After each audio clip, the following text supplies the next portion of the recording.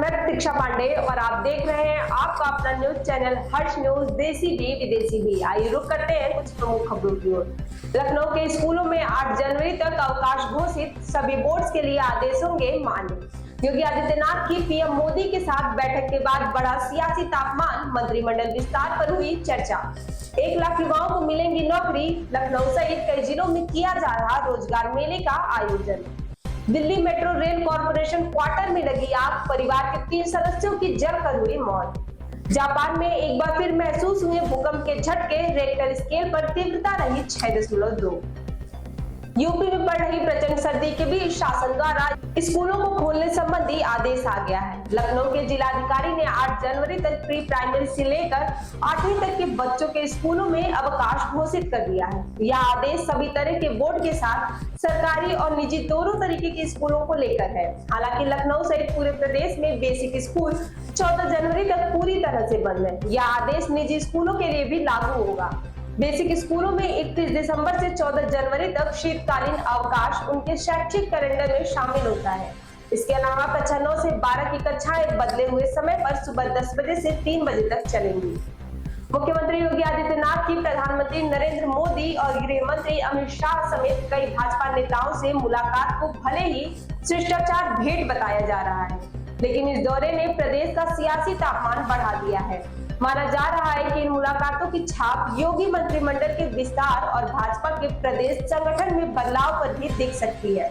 सूत्रों का कहना है कि सीएम की पीएम मोदी के साथ हुई मुलाकात में मंत्रिमंडल विस्तार के स्वरूप पर चर्चा हुई। साथ ही प्रदेश अध्यक्ष की नियुक्ति के बाद संगठन में फेरबदल पर भी सीएम ने सुझाव रखे हैं। सीएम आवास पर हाल ही में सरकार और संगठन के पदाधिकारियों वाली कोर कमेटी की बैठक हुई थी। इसे भाजपा के नए प्रदेश अध्यक्ष पंकज चौधरी के लिए परिचयात्मक बैठक बताया गया था।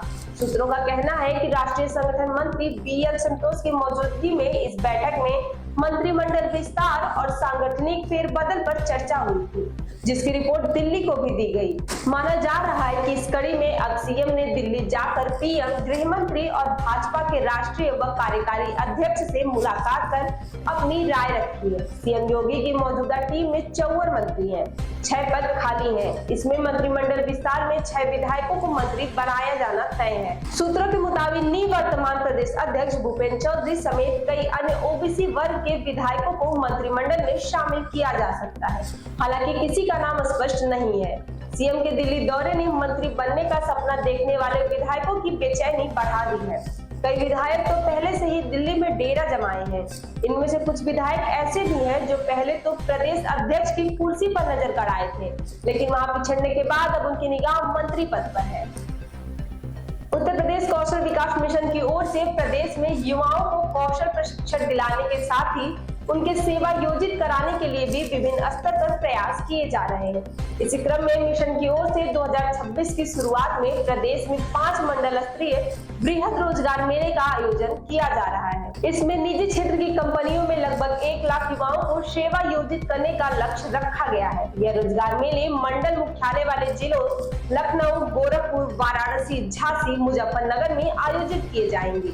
इनमें संबंधित मंडल के सभी जिलों के युवा शामिल हो सकेंगे।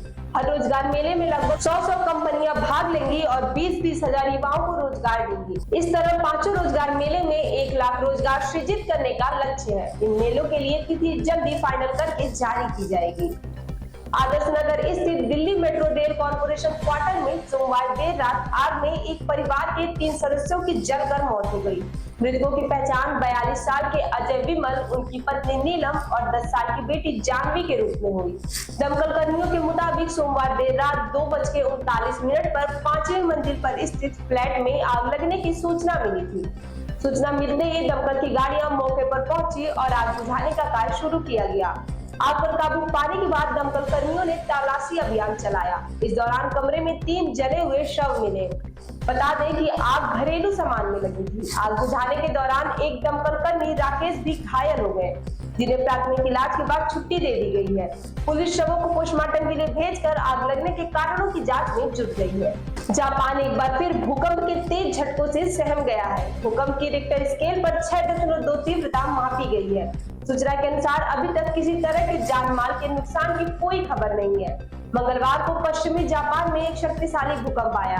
लेकिन सुनामी का कोई खतरा नहीं है। जापान मौसम विज्ञान एजेंसी के अनुसार प्रारंभिक तीव्रता 6.2 वाले इस भूकंप का केंद्र उत्तर पश्चिमी जापान के शिमाने प्रांत में था।